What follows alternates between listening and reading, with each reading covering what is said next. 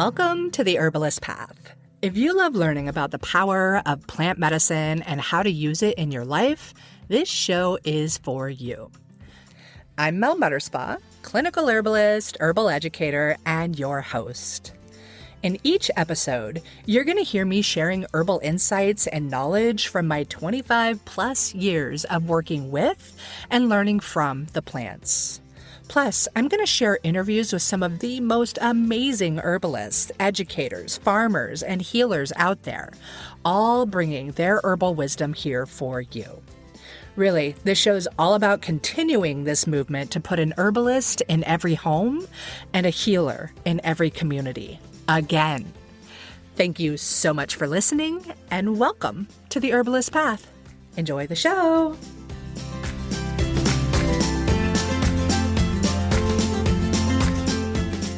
Hello, and welcome to another episode here on the Herbalist Path. My name's Mel Mutterspa, and I am your host. I'm recovering from a bit of a respiratory infection, so if I sound a little funky, that is why. But I also thought that it would be really fun and important to talk about herbs and how we can use them to support our overall cardiovascular health. At the time of recording this, it is February, which means that it's American Heart Health Month.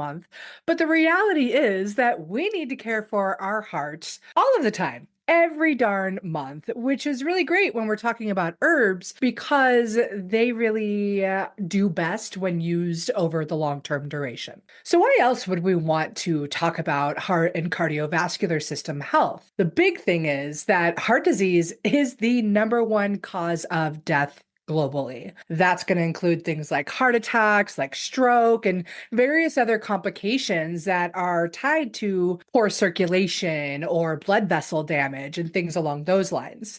And here in the United States alone, nearly 50% of all adults have at least one major cardiovascular disease risk factor. So that could be something along the lines of high blood pressure or elevated blood sugar, cholesterol, chronic stress, and inflammation. So many folks are running around with these kinds of things happening, and they don't even recognize the symptoms until something significantly more serious happens. And that is so unfortunate. And as we talk about this, it's really important to recognize that heart health isn't just about the heart itself, right? We know that the cardiovascular system and heart are connected to blood sugar regulation, to lipid metabolism, to the liver, to inflammation and oxidative stress, to nervous system balance and stress response.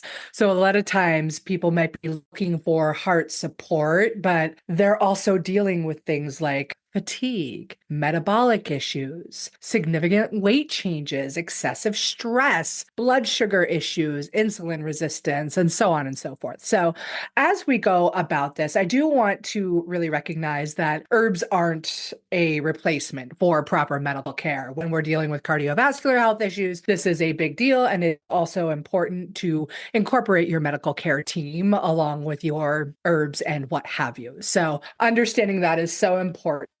And of course, it's also all about our daily habits, because these aren't going to do the work on their own. So we need to make sure that we're moving our body regularly, that we're eating nutritious, nourishing, colorful meals, that we're managing our stress, and that we are making sure we're getting adequate and healthy sleep habits into place, right? Because it's not just about the herbs being a magic instant pill. So now that we know that and recognize how important that is, let's start to talk about how herbs can actually support your cardiovascular health. Again, it's all about daily habits that are going to be able to protect the heart and the blood vessels. We want to think about how we can bring those in on a day-to-day basis. And it doesn't have to be all that challenging in reality. There's that respiratory thing. So anyways, when I think about using herbs herbs to support the cardiovascular system. Again, more often than not, they are going to be herbs that we are using for a long-term duration, or simple culinary herbs that we are adding to our foods on a regular basis. We're definitely going to talk about some of our culinary cardiovascular superheroes in this episode. But before we do that, I do want to take a moment and talk about just some of the herbal actions that we might think about when it comes to cardiovascular and heart health. And one of those are antispasmodics. And these are going to be really important because what they do is they reduce muscle spasms throughout the body. And our heart is a big, beautiful muscle that's also going to ease any kinds of resistance to the blood flow, right? So when our blood flow is constricted, that's unfortunate. What we can do is relax the muscles throughout the cardiovascular system so that the blood can flow through with ease. We also want to think about our cardiotonics. So our cardiotonics are really beneficial for the overall heart and cardiovascular system. They help to strengthen and tone the heart muscle, right? And do all of the good work throughout the entire system. So you're thinking about herbs like Motherwort, like Hawthorn, like garlic, like linden, one of my absolute favorite herbs. I also like to think about our circulatory stimulants, as they are going to stimulate circulation throughout the body. Oftentimes they're going to bring blood and circulation to the periphery. So these are going to be really nice for folks who have cold fingers and hands and toes and things along those lines. It helps to warm the extremities. So those are going to be really nice.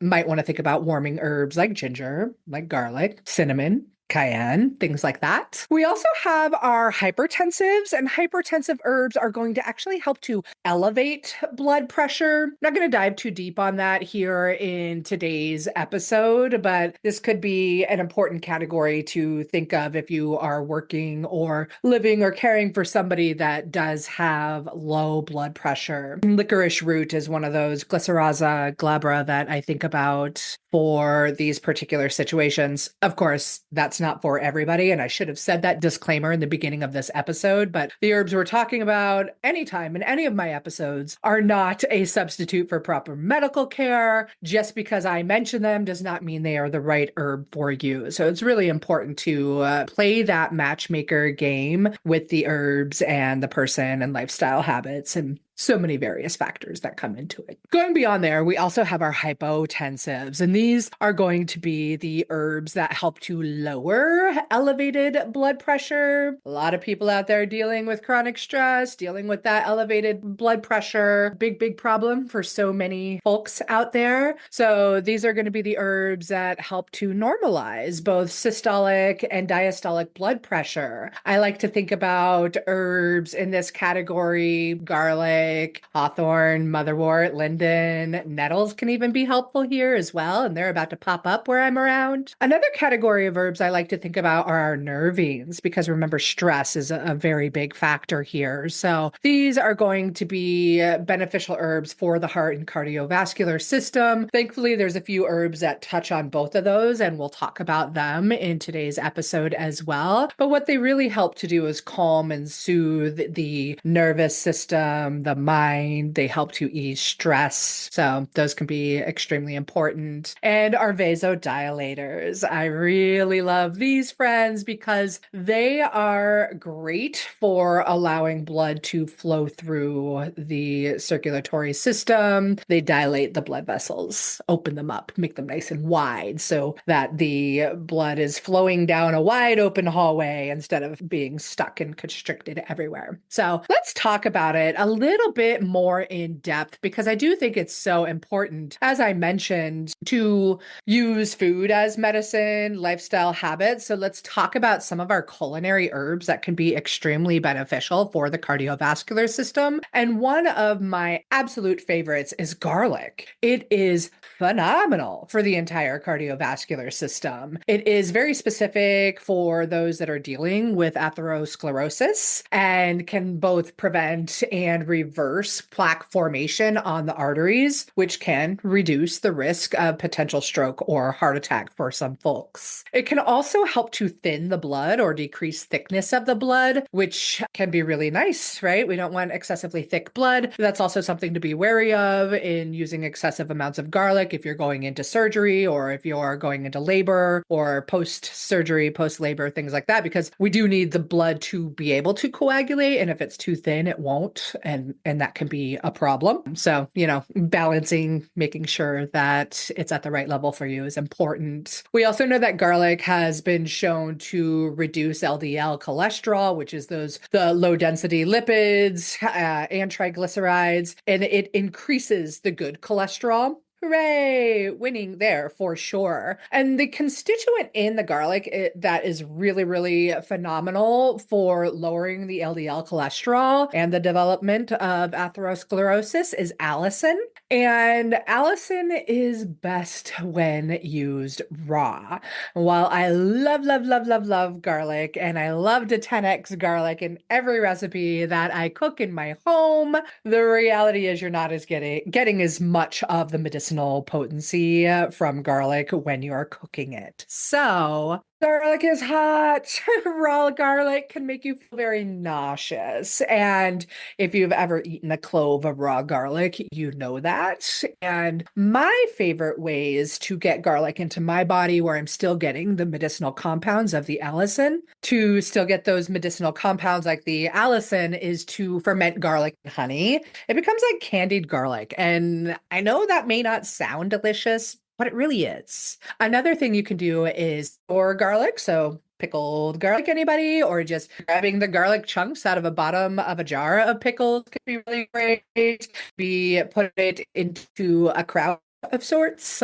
If you still don't want to just eat the garlic raw, Eclectic Herb does do freeze-dried garlic capsules, so you get it in a powdered form where it's still retaining the allicin and all the other medicinal benefits that garlic has. So check out, I will link to it in the show notes of this episode. That could be super duper helpful. Another piece is maybe doing garlic in an apple cider vinegar. That could work for you as well. Crushed garlic and olive oil and bread, either way, what I'm saying is garlic is amazing, and it is something that is incredibly beneficial for the entire cardiovascular system. Along with ginger, another circulatory stimulant. So it's going to bring the blood to the extremities. It's very, very warming. It's going to bring circulation to all of the organs throughout the body to improve whatever function they may need, whether it's digestive function or really anything, quite frankly. It is really, really nice for people with things like Raynaud's and having those cold hands and feet all of the time. There is evidence showing that ginger can help with lowering blood pressure, and it's delicious. It's also loaded with antioxidants that help protect the blood vessels from the arterial plaque buildup and ickiness that causes so many cardiovascular health issues. Another one I love, rosemary. Rosemary is another circulatory stimulant. It's a vasodilator. It's really great for increasing the strength of the capillaries, can be very, very helpful for people dealing with spider veins or varicose veins, things along those lines, and just general poor circulation. I love rosemary for so many reasons. I've actually got it in my tea right here, right now. Absolutely delicious and easy to add into your life on a regular day-to-day basis. At least I think that it is. Another cardiovascular superhero powerhouse here is cayenne. And it may be too hot for quite a few of you. You could do cayenne in a honey to reduce the heat if you wanted to do that. But it acts as a fantastic circulatory stimulant, a phenomenal vasodilator. It's loaded with antioxidants. It helps to dilate the arteries and the capillaries, improving blood flow throughout the entire system and reducing blood pressure. We also know that it helps to lower the bad cholesterol and elevate the good cholesterol. I think it's delicious. Some people do not. So if it is not something you find to be delicious, see if you can find it in a capsule form, mix it with a honey to reduce the heat. do whatever you need to do, or choose one of the many other herbs that we've already talked about. So those are just a couple of herbs that you might already have readily available in your kitchen cabinet that can pack a powerful punch when it comes to having a happy, healthy heart and a happy, healthy soul. Speaking of both of those things, healthy, happy heart and soul, one of my number one go-to herbs when it comes to cardiovascular health is hawthorn. The leaf, berry, and flower can be used quite a lot in many different ways. It is a very commonly used herb amongst most of us herbalists, as it is generally regarded as safe or grass. It is in the Rosaceae family. It is beautiful. It's got thorns on the tree that are just a sign of its protection and things that it can do. It really helps to strengthen and tone the heart muscle and entire cardiovascular system. And then more on like a nervous system and spiritual level, it helps to open the heart to giving and receiving of love. If you have been paying any kind of attention to the world today, you know that there are so many people out there that are struggling for one reason or another. And if you're listening to this podcast, or if you're like me, you likely have a lot of compassion and empathy and this strong desire to do whatever you can to help other people. And if that is you, I did put together a guide for you. It's called Medicine for the People, an herbalist guide to showing up for your community in times of need. And I give you plenty of ideas in ways that you can use your herbal skills to help people in your community and organizations to connect with that can help you along the path as well. So if you want that guide, you better believe it is linked down in the show notes, totally free, really just a way to inspire you to take your herbal skills and knowledge and step out to help people that need you here and now. So it's linked for you. Go ahead and grab it if you want it. Take care. Great. We could all use more love in this world today. It's also going to be really nice for somebody who may be dealing with a broken heart, who might be grieving the loss of a loved one or something along those lines. I really do love hawthorn in that department. I like to blend it with rose and with albizia or the mimosa tree. Just a lovely, lovely combination. I think that is a primary thing of one of David Winston's formulas at Herbalist and Alchemist as well. Highly effective, really, really nice blend. This is also going to be a great herb for those of you that might get heart palpitations, particularly when you're very stressed or you're feeling a lot of anxiety. Hawthorn can come in with a little bit of nervous system love and a whole lot of heart and cardiovascular system love. So I absolutely love this plant in so many ways. It is an ally I like to have on board on a regular basis. I'll share a really great recipe in the notes of this show at the Herbalist Path. And I love to combine blueberries, cinnamon, hawthorn, hibiscus. Sometimes I'll throw some other funky stuff in there just for an extra good time. But I make a cordial with that in brandy that is so delicious and delightful. It's like that way of making medicine that tastes great. You don't mind bringing it on board on a regular basis. You could probably do that in a glycerite if you wanted to as well. It's definitely going to be thick and syrupy. I also know that Eclectic Herb does have a hawthorn berry powder. They actually have one, I think they call it like HBP, and it's hawthorn, parsley, garlic, all of those together. So a really, really nice one for those of you that want to take some extra care and maintenance for the heart and circulatory system. So another herb I love that is very easy to grow in the garden, at least for mine, is Motherwort. And she's a really great nervine herb. This is Leonoris cardiaca. And this could be really great specifically for those that have stress-induced hypertension. Maybe you're dealing with chronic anxiety. She does have a direct affinity for the heart and the cardiovascular system, as you may have heard in the Latin name cardiaca. indica. She can be really helpful if you are somebody who deals with heart palpitations, when you've got that really fast racing heartbeat, when you're feeling a lot of tension and stress and tightness in the chest cavity. Motherwort can be an incredible ally here. I will say I prefer an alcohol extract of motherwort. So that's a tincture. That's where I see the most fits for the blood pressure lowering and the heart palpitations. So consider that. Also, if you're a woman dealing with hormonal imbalances, it's possible that motherwort might be a good flow or a good friend for you. So bring it in if you are grieving, general irritability. Motherwort has a lot of love for you. And then another one that I think is really fabulous to talk about here, I love to use in a myriad of ways, but I take pretty much daily, is ginkgo biloba. There's a lot of research going out there on the way that it helps to move blood flow through the smallest blood vessels in the body. So microcirculation.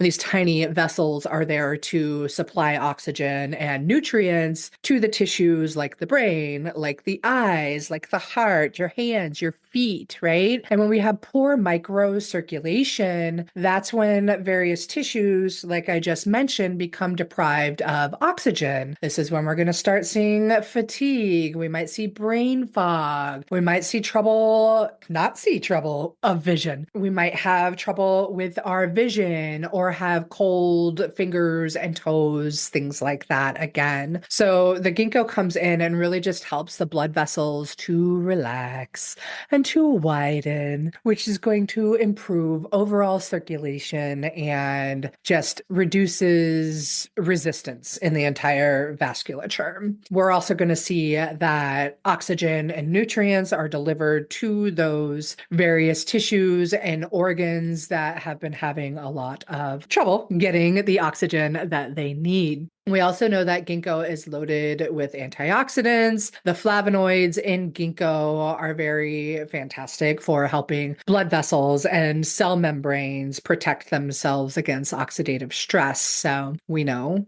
oxidative stress plays a huge role in the progression of atherosclerosis and various other cardiovascular conditions. So a lot of love there with ginkgo as well. So if you are thinking, hey, I've got really cold hands and feet, maybe you find pain in the legs when you're walking, maybe you've got a lot of varicose veins, you might want to consider some ginkgo biloba in your life as well. Again, these herbs are a part of regular lifestyle exercise enhancements. They are not an instant fix. You're not just going to pick up these herbs and be like, ta-da! All of my cardiovascular health issues are now alleviated. Unfortunately, herbs aren't just some magic instant fix pill. Or is that really fortunate? Maybe that's a whole part of it all. I know so many people are just rushing to this world of herbal medicine with that big question of what herb do I take for this problem, because they're sick of the system and the way that they're being treated with allopathic medicine and the continuous onslaught of more medications, more pills, more prescriptions that then lead to more and more and more, right? But here's the challenge.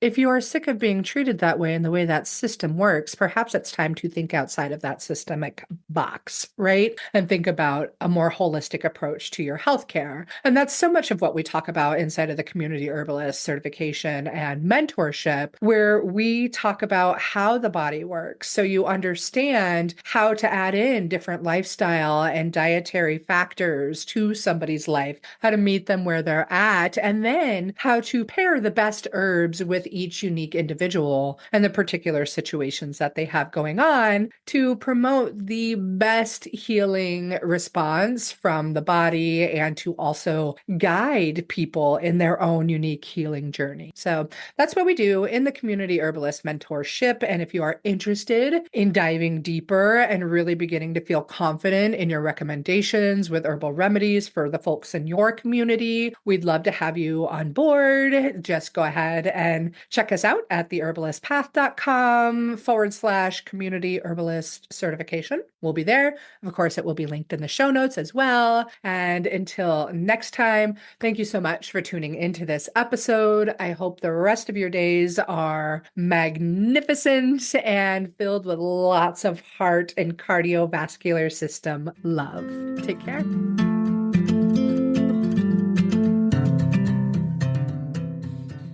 Thank you so much for joining me on this episode of The Herbalist Path. If you're loving this journey into herbal medicine, please follow and review the show. It helps more people find their own path with the plants. And if you know someone who could use this kind of support, please share this episode with them, so that way we can keep making herbalism spread like wildflowers. Also, a gentle reminder, nothing shared on this podcast is intended to diagnose, treat, or cure any disease. This is all for educational purposes, and yeah, a little entertainment too. But it is not a substitute for personalized care from a qualified health practitioner. Always do your own research, listen to your body, and when needed, partner with a trusted professional who honors both your intuition and your unique health journey. Until next time, take care, stay curious, and keep walking the herbalist path.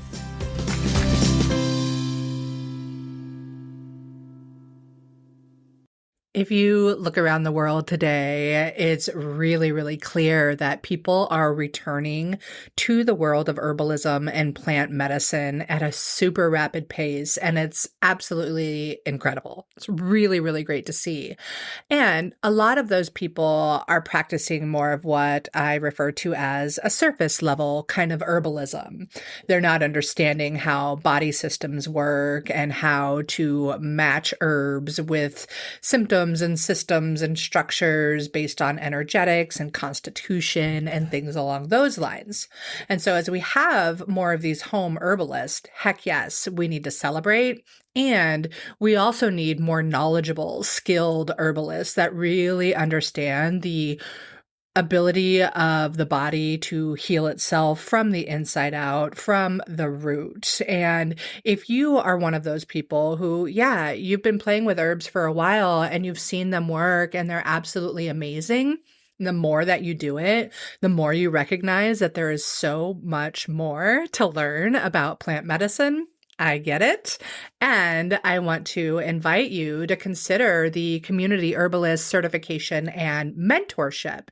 So this is technically a year-long program where we go through all of the body systems and structures and learn different herbs that you can use to work with them and different protocols that you might want to consider for deeper disease states and chronic ailments and things like that. But not only are you getting all of this information, you're also getting myself and Brittany Williams of Eudaimonia Herbs alongside you as your mentors and your guides. We are there to answer your questions, to challenge you to think in a deeper way than you might when you're just doing the surface level herbalism, and to really help you feel confident in your herbal skills and knowledge. So when everybody in your community is asking you for help, you can go to them with solid information and advice and wisdom to share with them. Anyways, the Community Herbalist Certification and Mentorship is definitely the place to be if you are ready to take your herbal skills to the next level. And if you would like to learn more about that, I will go ahead and drop a link in the show notes down below, and would love to have a chat with you to make sure that this program is the right fit for you. All right, take care.